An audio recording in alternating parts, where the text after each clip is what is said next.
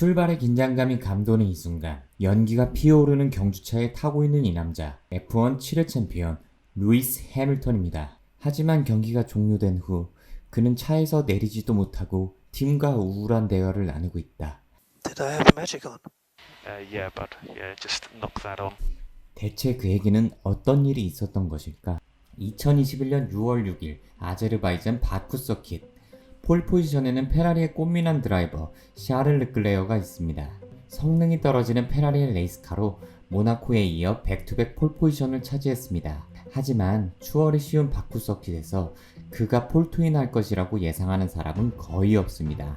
그 자신조차도. 그의 뒤에 챔피언십을 치열하게 경쟁하고 있는 해밀턴과 막스가 있습니다. 그 둘은 시즌 중 우승을 주고받으며 경쟁 중이기 때문에 이번 그랑프리 결과에 많은 기대가 쏠리고 있습니다. 그리고 11번 그리드에는 F1 4회 챔피언 베텔이 있습니다. 시즌 초 몇 경기에서 불운과 부진한 모습을 보이며 한물간 챔피언이라는 말을 듣는 그 머리까지 잃어버린 그의 찬란했던 과거의 영광을 재현하기에는 에스턴 마틴의 차량은 너무 느립니다. 하지만 그는 언제나 포기하지 않습니다. 20대의 F1 레이스카가 그리드에 정렬한 후 출발합니다. 역시나 선두의 르클레어는 DRS도 없는 해밀턴에게 따이고 그 뒤 레드불의 막스에게도 손쉽게 추월당합니다. 알핀 팀의 오콘은 차량 문제로 조기 퇴근을 하고 한편 데뷔 후 6경기 만에 막말러 이미지가 된 츠노다. 이번 경기에서도 막말을 시전합니다. 르클레어는 언더컷을 시도하고 11호 코스 복귀, 당돌한 츠노다도 언더컷을 시도합니다. 이 경기의 첫 번째 직진남 등장. 그리고 어떻게든 막스에게 달아나 보려는 해밀턴이지만 오늘따라 메르세데스의 레이스카가 평소 같지 않습니다. 그는 막스를 떼어낼 수 없었고 점점 답답한 상황이 이어집니다. 그의 팀 동료 보타스는 알파로메오와 윌리엄스에게 거의 붙잡힐 지경이며 10위에서 더 이상 올라오지 못할 정도로 레이스카가 빠르지 않은 상황입니다. 해밀턴은 경기 초반 언더컷을 시도하지만 피트레인을 주행하는 가슬리와 충돌을 피하기 위해 피트에서 2초 이상 손해를 보고 맙니다. 반면 막스의 피트스탑 중 소요된 타이어 교체 시간은 1.9초. 스무스한 수준이 아닌 최고 퀄리티의 피트스탑을 하고 여유있게 해밀턴 앞으로 코스 복귀합니다. 이후 따라잡기 위해 갖은 애를 쓰는 해밀턴. 하지만 막스와의 격차를 좁힐 수 없습니다. 그리고 페레즈의 피트스탑도 지연되었으나 해밀턴의 페이스가 충분치 않고 결국 피트아웃한 페레즈는 해밀턴 앞으로 11위로 레이스를 스타트했지만 순위를 끌어올리는 베텔. 오버컷 전략으로 아직 타이어를 교체하지 않은 베텔은 선두로 달리고 있습니다. 오늘만은 쿠크 베텔이 아니고 솔리드한 예전의 베텔로 돌아온 느낌입니다. 임시의 선두이지만 클린에어로 질주하는 베텔. 몇 년 전까지만 해도 TV 중계 좌측 최상단에 BET 알파벳은 매우 익숙했었습니다. 하지만 대부분의 사람들은 그가 에스턴 마틴에게 익숙한 자리로 밀릴 거라고 생각하고 크게 주목하지 않습니다. 어떻게든 페레즈를 추월하려 간격을 좁히는 해밀턴. 하지만 차량 퍼포먼스 부족으로 추월은 역부족이고 더티 에어에서 계속 질주하는 것이 부담스럽습니다. 타이어를 교체하고 피트아웃한 베텔. 7위로 복귀하며 레이스 후반을 기대하게 합니다. 30렙. 레이스 리더 막스는 점점 2위 페레즈와의 격차를 벌리며 중계화면은 잡히지 않는 크루징 모드 중입니다.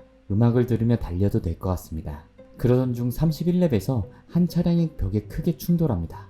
그의 이름은 에스턴 마틴 팀의 베텔의 팀 동료 랜스 스트롤.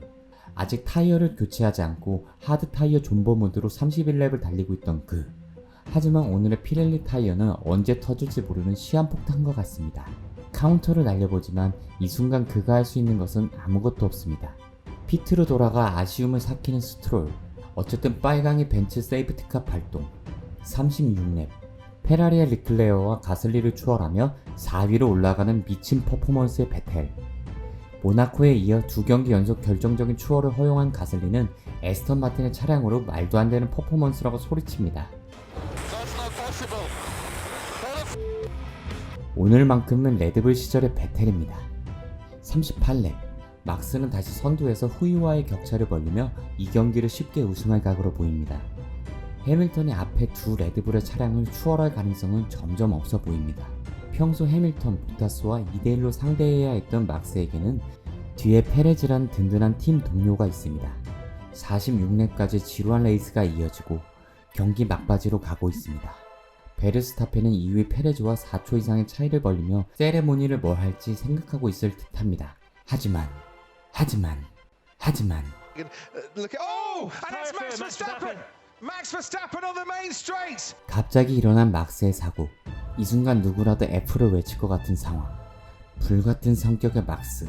스티어링을 살짝 집어던지는 모습을 보이지만 다시 다소곳이 제자리에 놓습니다. 그리고 여기에 싹커킥을 날리며 총총 뛰어가는 모습. 많은 밈을 양산할 것 같습니다. 막스는 분을 삭히지 못합니다. 쿨하게 걸어가야 하지만 여기에도 넘어야 할 장애물이 있습니다. 자동으로 2위에 올라선 해밀턴. 역시 하늘은 언제나 해밀턴의 편인 것인가. 경기는 4랩을 남기고 레드 플래그가 작동됩니다. 지난 2차전 에밀리아 로마냐 그랑프리 중 레드 플래그에 좋은 기억을 가지고 있던 해밀턴. 막스와 챔피언 포인트에 4포인트 뒤져있던 해밀턴. 막스가 리타이어로 노포인트이기에 2위 자리만 지켜도 18포인트를 추가하여 14포인트의 리드를 가져갈 수 있는 절호의 찬스입니다. 팀 라디오로 막스가 괜찮은지 물어보는 여유까지 찾은 해밀턴. Is he okay? Yeah, okay. 레드 플래그 상황이 수십 분 진행되고 있는 상황. 다른 드라이버들은 시트에서 나와 수트를 벗어놓으며 휴식을 취하고 있는 상황. 베텔은 레이스카에서도 내리지 않고 집중력을 유지하고자 최선을 다하고 있습니다. 그는 현재 3위입니다.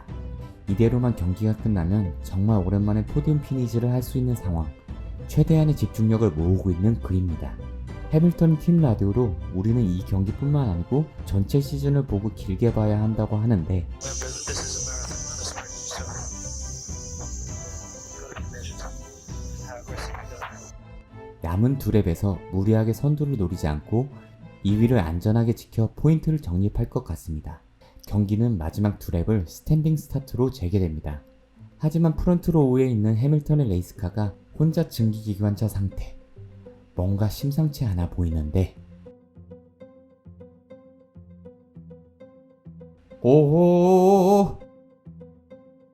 오호호호호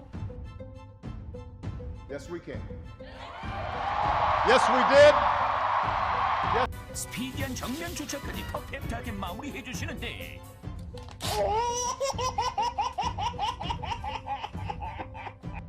막스 베르스타펜과 챔피언 경쟁을 이렇게 운빨로 앞서 나갈 수 없다며 직진을 선택한 상남자 해밀턴.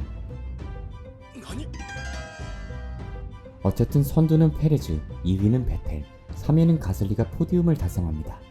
페레즈의 커리어 통산 2번째 우승이자 레드불 이적 후 첫 우승.